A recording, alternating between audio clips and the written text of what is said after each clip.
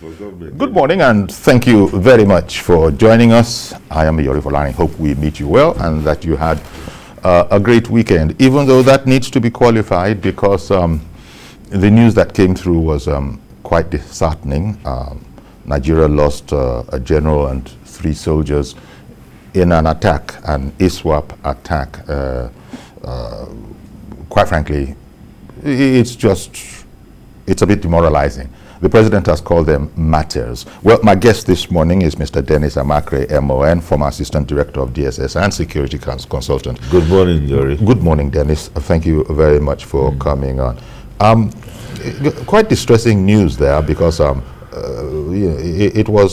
was an expensive one for us and something of a real high point for the rebels.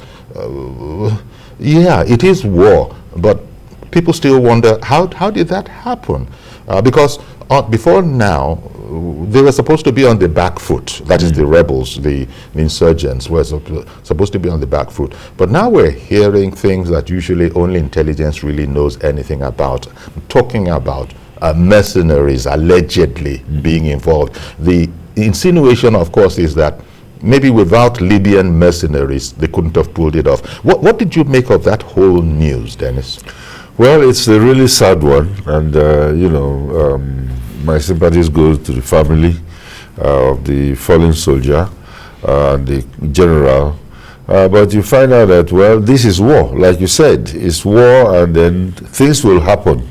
Like they say, if you wear the uniform, you've already signed a death warrant, you can go. And of course, this happens to all the forces. Security forces, DSS, even customs who are fighting by with smugglers usually lose their lives, and it's really sad when people that are serving the country lose their lives like that because they are actually protecting all of us. But as it is now, the general has paid a very expensive price, and by leading in front, because some people will say, why is he up in the war front? But it's something that is the style of the commander. Some commanders that will lead in front. Commander. Yeah, we're talking, by the way, about brigadier-general Zama Zirikisu. Yes, the General Zama. Some people will lead in the front, some people will lead behind. Remember when the president will ask the chief of army staff to relocate his headquarters to the war front, and it happens. Yeah. In fact, if you remember very well, this particular president was pursuing some people, I don't know his rank at that time, but he was pursuing some rebels or some people into Chad. And arrested them. Even though without orders. Yes, was his passion. Without orders of the commander-in-chief. That's why the present commander-in-chief. Yes, that's why I said that it is passion of the commander. Yeah. Whereby he could actually go out there and take care of the situation and come back and tell his boss. But doesn't doesn't this sort of give? I mean, you remember I said that. The story the information minister, had given us was that we are definitely, making progress against the insurgents, and that they were, quite frankly, on a back foot. But the difference now is they're adding Libyan terrorists. What's that about? And I've been hearing in recent times about sophisticated hardware, including, or at least not excluding, aircraft, reported to be available to the insurgents. Yes, of course. So they're a lot bigger than people might think of as a ragtag kind of...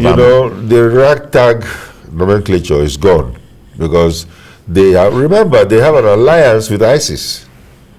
ISWAP has an alliance with ISIS. And then, of course, I will, in fact, with all due respect, I will prefer that the Minister of Information stop commenting about military issues. We have a defense spokesperson, and he comes there and then tell people a different story, because it does not grasp the real ramification of what is going on. So, Yes, the insurgents have acquired a lot. Now, check it out. There was a picture of the insurgents capturing one of our APC tanks. Armored personnel carrier. Armored personnel carrier. And they jumped in and drove it away. What does that tell you? It tells you that the guy that is driving it is not strange to it. Yeah. If I put you in an APC, I don't think you don't know how to work the gears or whatever. Exactly. So some of them are having a bigger capability. They are being trained by a foreign force. So this thing is not over until it's over. Well, the president has indeed commiserated with the chief of army staff and the families of these fallen soldiers. Yeah. One only hopes that this will not dampen the morale, and that, but it does give you cause for pause to sort of look at it again and say, wait a minute, how serious is this operation? It appears that it's of the utmost seriousness and urgency, for that matter. Yes, well, I don't think it will dampen their morale, because despite the killing of the general, the ambush that killed the general, they still went ahead and succeeded in taking over the Askira village. Yes. So it is not a matter of morale. That is, they reclaimed it, as it were. They reclaimed it, because yes. ISWAP, they were trying to say that they're advancing. Yes, they went in there. They were chased out. And chased them out and took over the place. But I think, I believe they know what they are doing, because we keep on. They will take over a place, and then the Nigerian military will go and take over again. But we keep on going, they will take it back again. I think there should be some kind of contingency or containment plan that will take care of all those places that have been claimed back from the terrorists. Now, the fallen general, the fallen brigadier general, Zarama Zirkisu, we understand from the news, was the commander of what the army refers to as the 28th Task Force in Chibok. Yes. So Chibok has a reputation. We Yes. still have daughters that are outstanding. They are still in the captivity. That are still in captivity. Yes. How many years later now? I mean, we're way past 5 years, many years. And so it looks like we can't say it's a lost cause yet. Maybe never say die. No, it can't be a lost cause. In fact, I can tell you that the Nigerian military is making some gains, although you might say that those gains are fragile, they are not solid yet, and that is what they should be working on by now.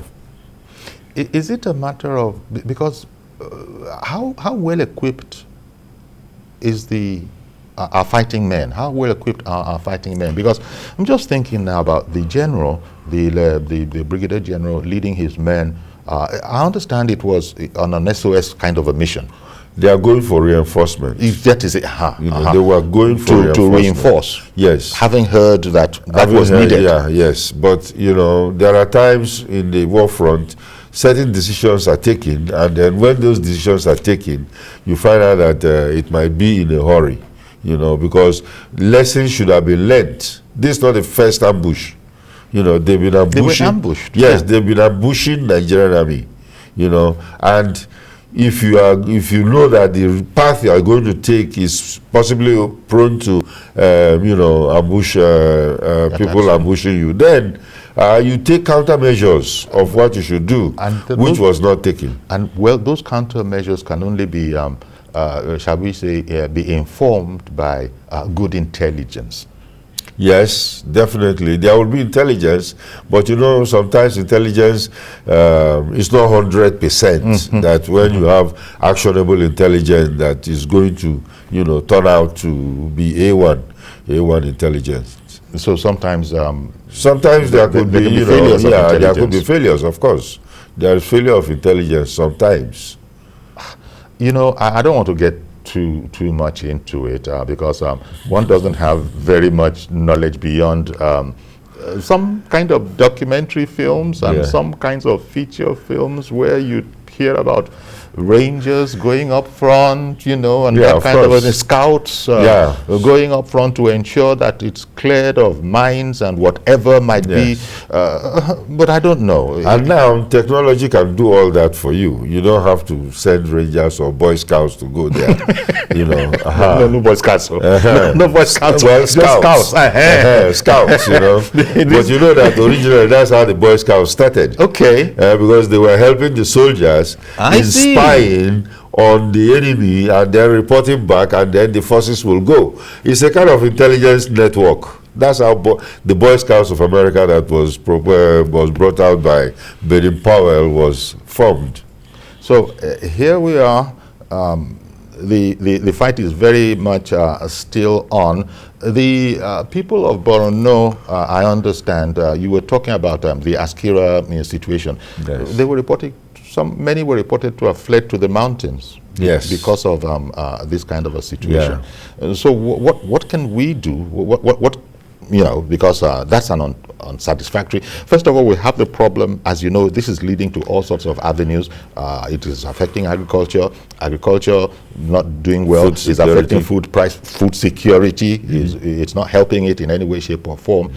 So when the citizens begin to fear for their lives as much as to flee to the mountains, I don't know what.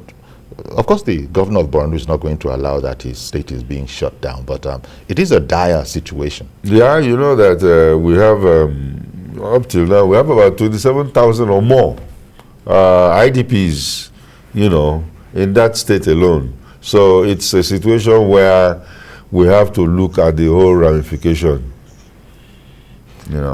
I don't know if we have phone calls, but because a lot of people might want to comment on this particular side event. But as you said, it's in the course of, combating, insurgents. It's in the course of the duties. The duties that these he gallant signed men for, and although we are sorry for, no life is, it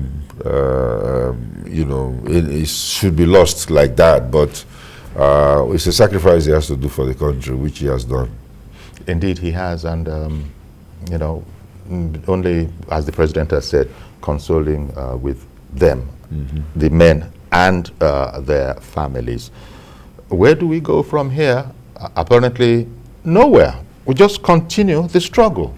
It will continue, and I think, like I said, they should come up with a containment, plan, whereby if they have to take over a village, then either move policemen in there or civil defense or any other security agencies to hold the ground. Soldiers are not supposed to go and hold the ground. And then now that they've done it, they should hold the ground so that even the natives can come back, hoping that, yes, there are some kind of security around them. How significant is the issue of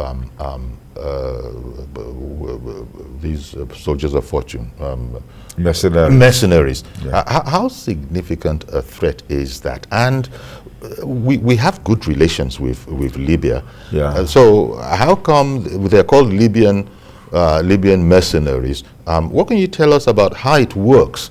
If you're friendly with a nation such as we are with Libya, can Libya stand for sending mercenaries to a friendly country? It is not Libya that send the mercenaries. If it is Libyan mercenaries, it's important if they indeed are Libyan mercenaries. Wherever they come from, there is not the legal or formal government of that country that sends them.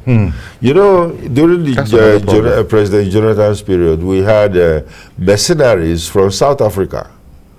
Now, those executive outcome is a private security company, and they are actually even in the United States. Blackwater, yes. These are private. They don't have anything to do with government. They are soldiers of fortune. They are maybe ex-military men with different kinds of skills, and they get themselves together and go and do a particular job. Are they different from security companies? Well, they are all security companies, but the capabilities that they exhibit, some of them even have helicopters, they have all kinds of equipment. Yeah. Okay. That they can bring to the job. Yes. You call them and they come there and they bring their own arms. Which then just goes to say, in case anybody hadn't heard it all this while, that ISWAP in Nigeria are, supported, backed by a very serious military. That's why you are seeing all these problems right now. Mr. Joshua in Irewole, good morning, sir. Uncle, good morning. How are you, sir? Very well, thank you. Thank you for calling in. Yeah, yes. I'm happy you are discussing this security matter. And Uncle Yori, I just want to give you this feedback. Okay. Your platform as a journalist, and using that station, you have used that your platform to become a national icon.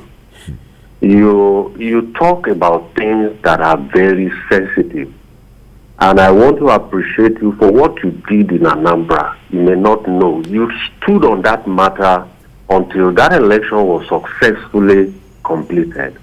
I was just watching your station every time. Thank you very much. It was being said so much everywhere, but you stood on the matter. Thank you very much. I appreciate it. It's just the national attitude. That's the same thing that is happening with that platform on security. Indeed. And as we are saying, it's a station thing. The station, yes, news department decided that we have to stay on it. It's a team effort, and I have to give you the feedback. You guys are doing well. Thank you very much. This security, please, Uncle Yori, the politics of security should be removed. Let's focus on going forward as a nation. Okay. Thank you very much. That's it. Thank you very much, Mr. Joshua in Irewole.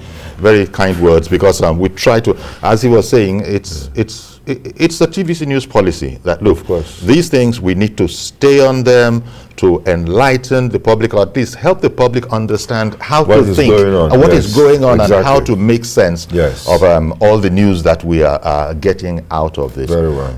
You were saying that this clearly they are backed. The insurgents are backed by foreign governments. After all, IS come from somewhere. It comes from somewhere. We have to be very careful about that. They might not be government. Like I told you, mercenaries are private security companies that operate in different countries. But they have nationalities. Of course. In South Africa, we have Executive Outcomes, which is one of the foremost mercenary company in Africa. In America, we have Blackwater, which is also very, very well equipped. So it is not that the government backs them. In fact, they were supposed to work for the U.S. government in Afghanistan.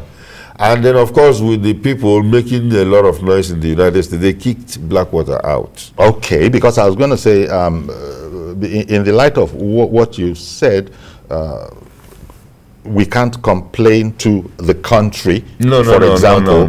No, it doesn't work like that. They're a registered company that operates there. But the registered companies, it's doing us dirty. But no, they are working. They are working. It's their job. It's their job. I'm happy that we can speak with Group Captain retired Sadiq Garba Shehu now. Group Captain Sadiq is a former Deputy Head of Security at African Union Commission in Addis Ababa. Good morning, Group Captain.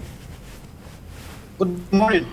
Okay, so it's the topic of the moment, the unfortunate casualty of war over the weekend, where Brigadier-General Zama Zirkisu and 3 of his men in that particular encounter fell.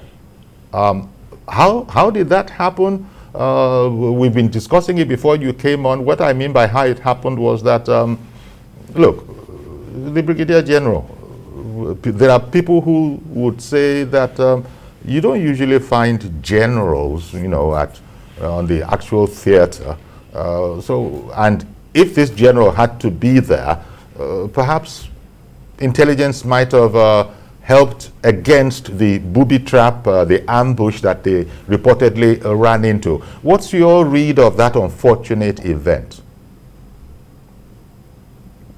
Well, for me, I would say that first, let me say that the loss of any soldier, any military man, whether a private, a lance corporal, a sergeant, major, or general, is a very sad loss. Because every person, in accordance to his rank, he contributes to the national effort of fighting this counter-insurgency. However, having said that, the story of the killing of the late general reverberates, because if you follow any conflict all over the world, it is not often that you hear that a general has been killed in action. And that is not to say, still I emphasize, not to say that other people who are not generals that are killed are not important, but because of the rarity of such an occurrence, naturally it will attract a lot of headlines. Now, as to how or why he was killed, it will not be fair for me sitting here in the comfort of my car to speculate on what actually happened. But when you talk about intelligence telling them where the ambush is, or how clear the road was. Hello? Hello, sir. Continue, please. I mean, you were going to speak about when it comes to the matter of intelligence being able to help with how clear or unclear the road was to their destination. The last thing.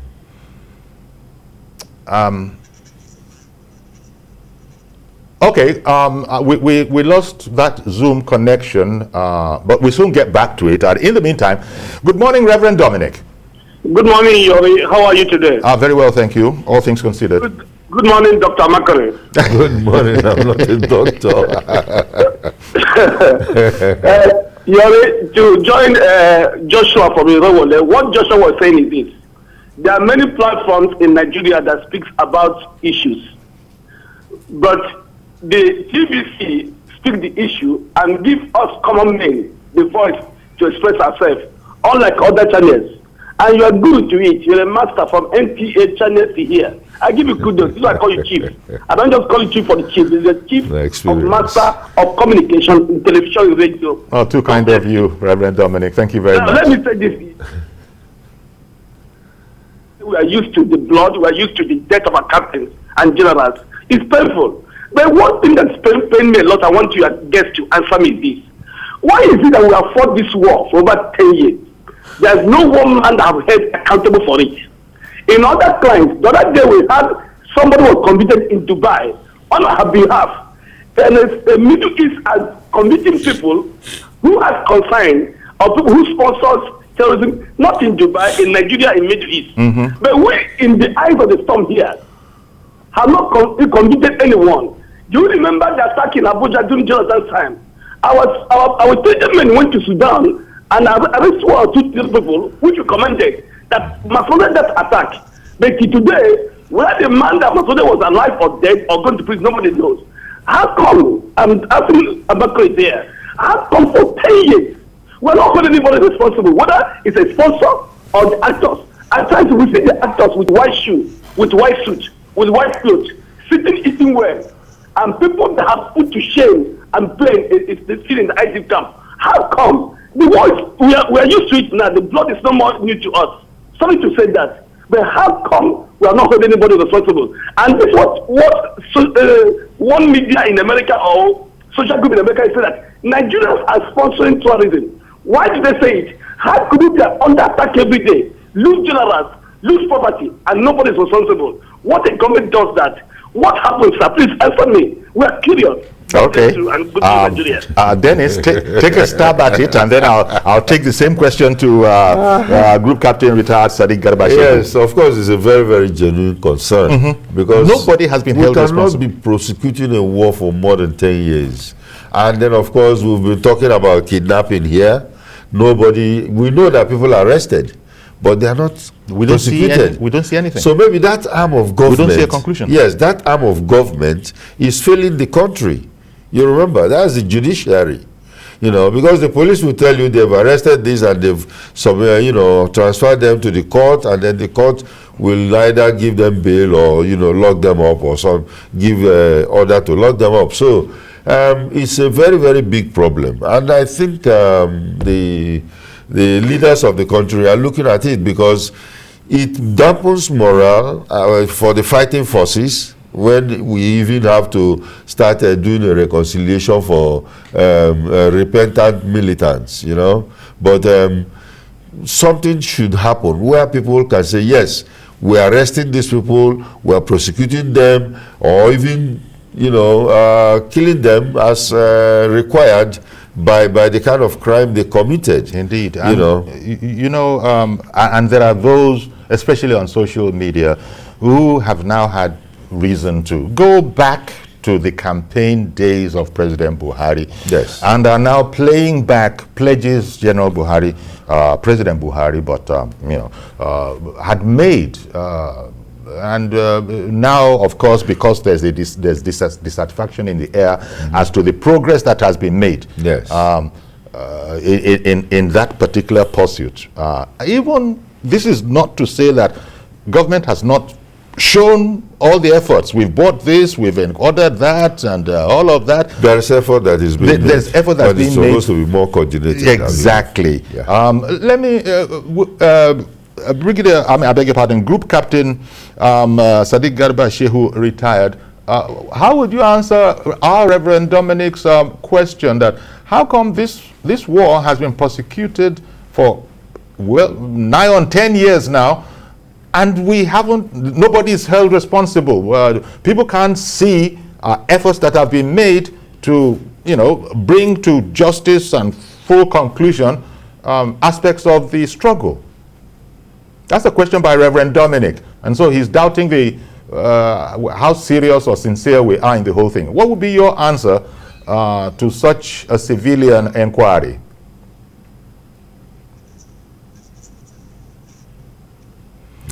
I think we are having problems again. Marzio Korowa in Arochukwu, you are with us. Good morning, sir. Good morning, sir. Good morning. Sir, look, let's go back home. 6 months ago, there was a report from Malian government and Chadian government, yes, about the movement of this ISWAP coming towards Nigeria. Yes. But we didn't care about it. And when the international community raised an alarm, we overlooked it. Now, do you know that with the record we have seen today, if you go to the district tribunal of last 2 weeks, that over 20,000 of those boys are already there. Now, between that river, what do we do? The question now is this.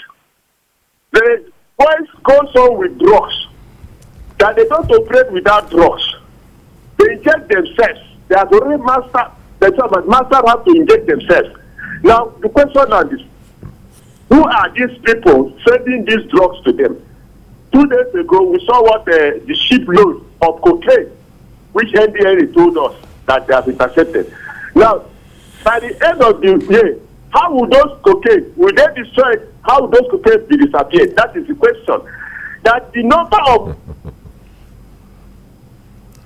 killing the country, if we can see how to eradicate all these drug problems, the better for us. If we can't eradicate this problem, nobody in that bush goes normal. They are always highly intoxicated with this hard drugs cocaine. They inject themselves. So this is not a question of stopping to them. The area we block all those roads that get all this material to them, the better for us. Failure to do that, we cannot stop what this is going on. Thank you very much. Have a blessed day in Lagos. Thank you very much, Marzio Korowa. We'll take a quick break now. Don't go anywhere, please. We'll be right back. We'll continue even with Group Captain retired Sadiq Garba Shehu, as well as Mr. Dennis Amachree in studio, and of course your calls. Welcome back, and thank you very much for staying with us. We're looking at the situation in Boruno, where over the weekend the very dark news came through that we had lost, in the fight, we'd lost a brigadier-general, Zarma Zirikisu, and 3 other ranks in, you know, a most unfortunate incident. He was rushing, we hear from news reports, rushing to sort of, what was that word? Reinforcement. For reinforcement. There had been a call, and for some reason, the general was so impassioned, he actually led it. It wasn't expected that he would be leading such an operation, but we've heard that it happens from time to time. Yes. And Dennis has reminded me about what Nigerians will also remember, that when the president, you know, when he was before becoming a president, when he was a field commander in Boruno. In Boruno, he himself had chased. I think that I forget those ones because we've been having different waves. I think they're insurgents or rebels. Yes, I don't know who they are. He had chased them right into Chad, yes. and it was thought without orders from the commander-in-chief. Was it Shagari at the time? Yes. Yes. That kind of a thing. Okay, so and in the course of this conversation, people have been calling in and saying that, look, part of our situation here, let me not say problem, part of the situation here is that we don't conclude these matters. Things go on, they will announce part of it, you won't see any resolution. In fact, okay, Mr. George is on the line. Okay, good morning, Mr. George. Good morning, Uncle Yori, and greetings to Mr. Amachree. Thank you very much for calling in. Good morning. And the other guests. Yes. Uncle Yori, I want to continue from where Reverend Dominic stopped. Sure. The President Buhari, one of his cardinal points was to tackle the Boko Haram insurgency. Yes. He inherited it from the previous government. I want to candidly advise that he should not bequeath it to another president. Before he leaves office, he should ensure that this war ends, because it's fast becoming a business. This same Boko Haram, we saw how the Chadian president dealt with them when they infiltrated his country. It was a matter of hours, and they left the place. We are not saying that our military are not trying, but they need to put a target and say, within so time and now, we want to get rid of these people, and it is possible. That's my candid advice. All right, Thank you. Thank you very much, Mr. George, for calling in. Let me just check on Group Captain Sadiq Garbashehu. Can you hear us? No, I understand that the technologies are doing us an unkind turn this morning. Well, what do you think about George's suggestion from Lagos that this is a task that can be done, to paraphrase and borrow General Gowon's words. Remember, to keep Nigeria one is a task that must be done. This is a task that can be done Yes. in the minds of most people. Yeah. What do you think is militating against it? Well, I think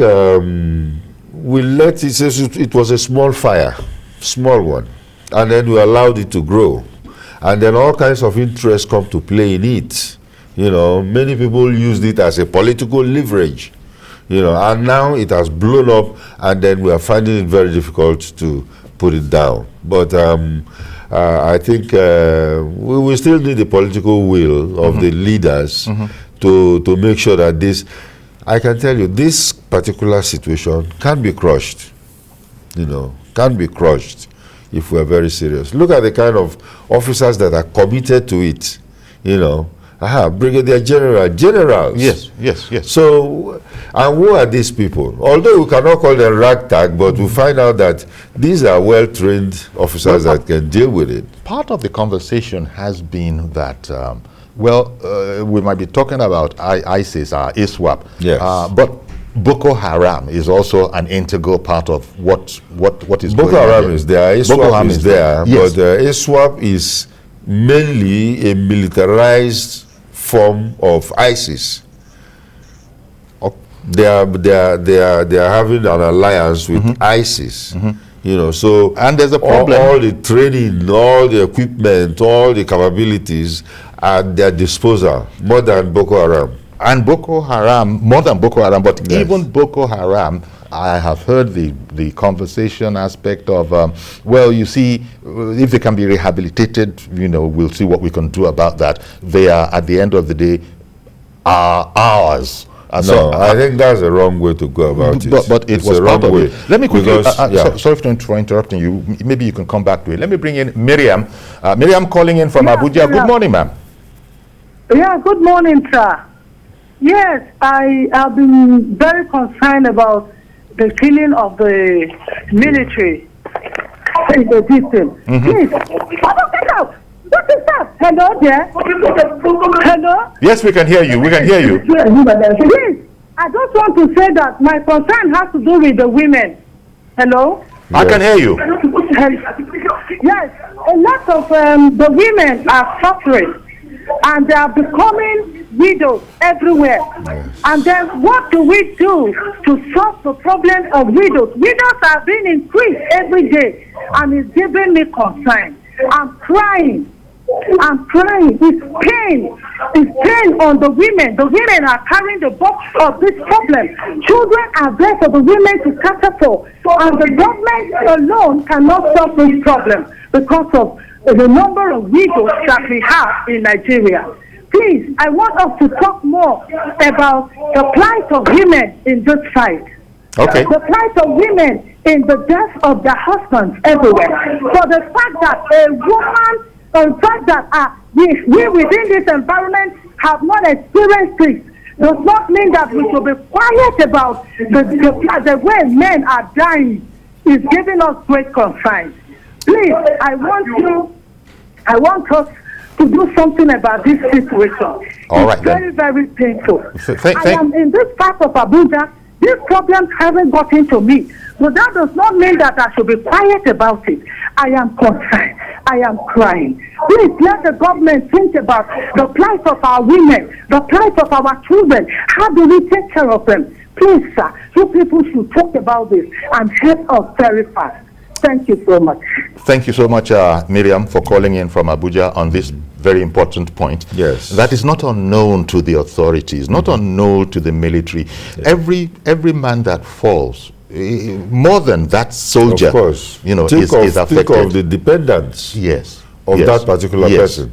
And then, of course, women and children. So it's a very, very bad humanitarian crisis that we are facing and should be looked into. And as Miriam was saying, she might be in Abuja and she might be a bit removed from it, but it's important enough to her because she can see the effect of war on women and children. Yes, definitely. Even when they are not, they haven't been injured in that particular engagement.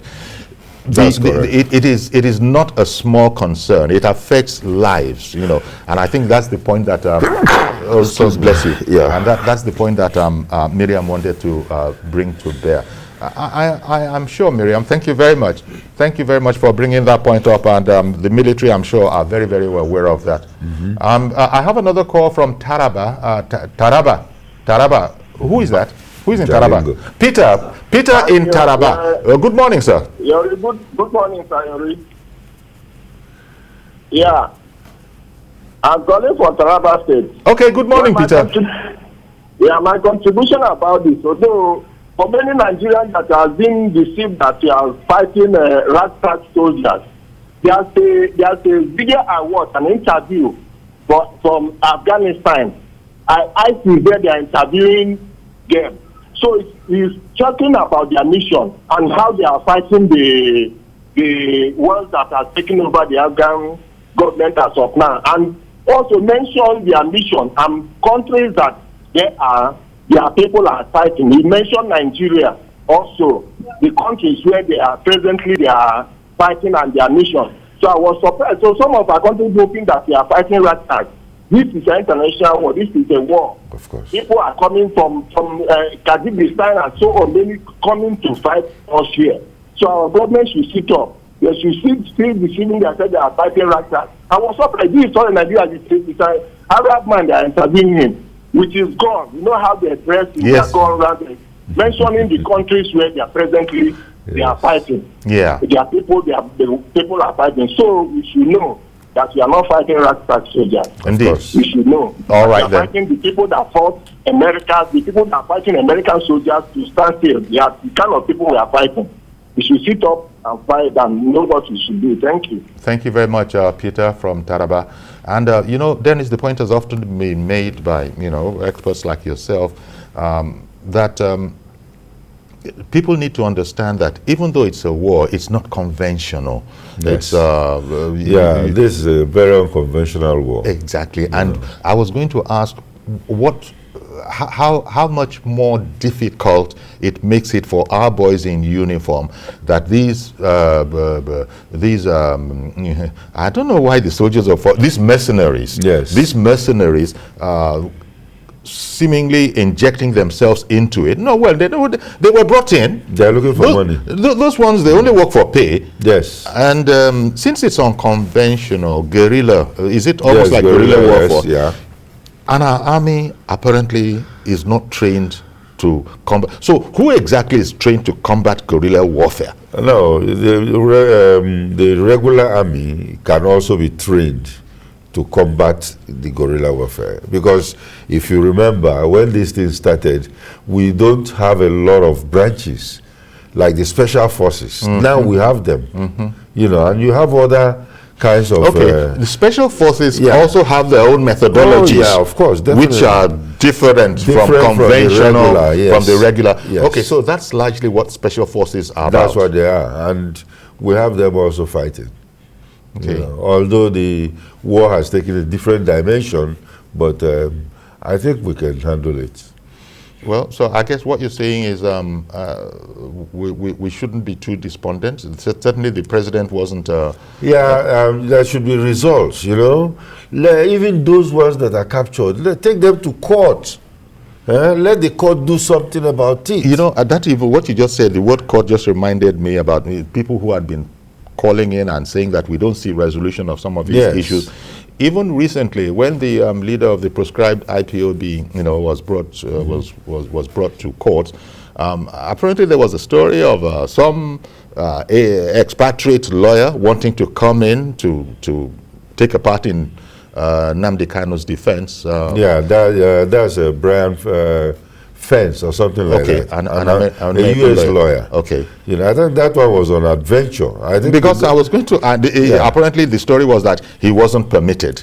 It shouldn't be permitted. You don't jump from your country and go into another country and then practice law, because you have to be registered, you know, and then of course the MBA here, you have to be a member. You have to pass the law exam from the law school before you can stand out to come and defend anybody. I see. Because like the lawyers will tell you, they say law does not travel. That means the law of Nigeria is not effective in Ghana. So therefore, why will a lawyer... So he cannot come from the United States and come... Nigerian lawyers cannot just go to the United States and jump into a court. In fact, that guy should be arrested. So in that particular case, you say, no, this is not one of those unresolved ones. Yes. You think the right thing was done, not allowing him? No, the right thing was done. Olubenga in Ayobo. Good morning, sir. Hello, good morning, sir. Good morning. Thank you. Go ahead, please. Yeah, Uncle Yori, good morning, sir. Good morning, sir. God bless you, sir. Prophet Olubenga from Ayobo in Lagos. Good morning, Prophet. The Lord bless you, sir. The way things are going on in this country, I don't really understand. But I know that God is going to help us as the Lord liveth. The rate at which they are killing our people, I mean, are you there, sir? Yes, we can hear you. You're talking about the insurgents. The insurgents? Yes, sir. No, I mean the rate at which they are killing our soldiers. Okay, it's very, very disheartening. Okay. And I believe that federal government can do something about this. But at the same time, let us look at it from the angle of spirituality. We Nigerians need to rise up. Are you with me, sir? I can hear you. We need to rise up for prayers. Are you with me? This government, the way things are going, it's not right with us in this country.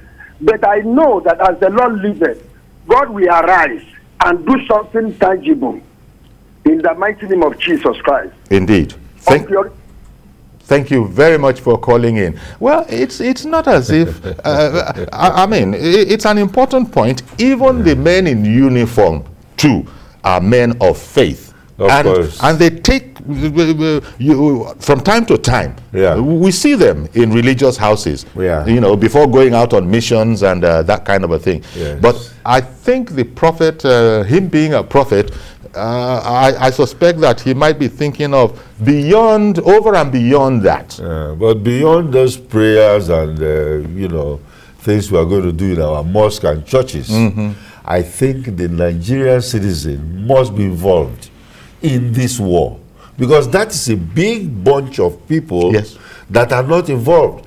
We are all standing by and watching. So we even even if we can't participate in the active we don't have effort, to go and shoot guns. we can, in our minds, in our heads, right? Yes, in our minds, and in logistically, all kinds of things that the citizens can do. Information for the fighting forces. All those things must be done by everybody. I hear you, Dennis, and that's a very big one you just said. The whole matter about information. Look, it's unfortunate, but Nigeria is what it is. I have read that it might not be that good a policy for people to come out and be speaking to the authorities about movements of rebels. It depends on how you collect that information. Okay, you don't go and some people will go to. They say you can't feel safe. You don't have to do that. You can give anonymous information. It's how it is collected.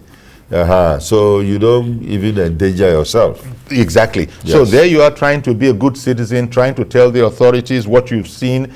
They say, in fact, a very popular expression out there, PR, is see something, say something. But people have learned that, well, in a treacherous environment, such as they might find themselves, see something, just keep quiet. No, you get how to say, you have to learn how to say it. I see. Yes. Okay.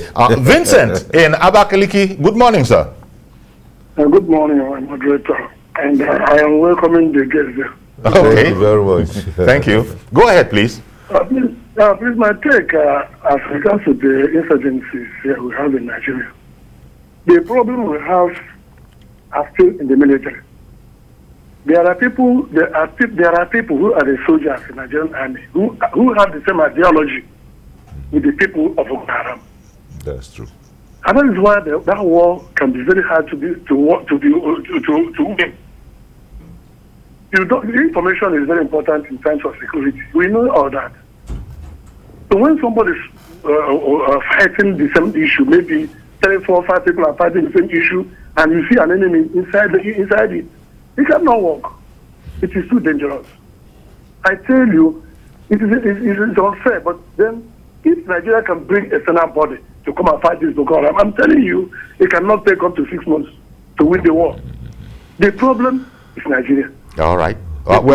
I'm sorry to interrupt you, but we did run out of time. But I want to thank you very much for calling in, Vincent, from Abakaliki. It's an idea that has been mooted, but I think the authorities are firmly shaking their head about the idea that two can play. Let's bring in our own mercenaries too. Yeah. But apparently that's not done. We've used them before, but there are two ways to it. You can either use mercenaries that they come and go, or you can train your people to do the same thing the mercenaries are doing. Because the mercenaries are not angels from heaven. Yeah, they're just, former soldiers. They're former soldiers, maybe with additional training, and then a few unconventional methods, let it be said. Well, we're going to have to leave it here for now. And I want to thank you, Dennis, Mr. Dennis Amachree, MLN, former Assistant Director of DSS. I get mixed up with those, DSS, SSS, but Dennis has said in the past, don't worry about it. It's one and the same thing. And also our thanks to Group Captain retired Sadiq Garba Shehu, who unfortunately was not able to spend all the time he wanted to spend with us, thanks to technical outages and all of that. And thank you very much, our viewers out there who called in and also said some very nice things about TVC News and TVC generally. That's our program today. Please join us tomorrow for a fresh edition. I am Yori Folare. Bye-bye for now.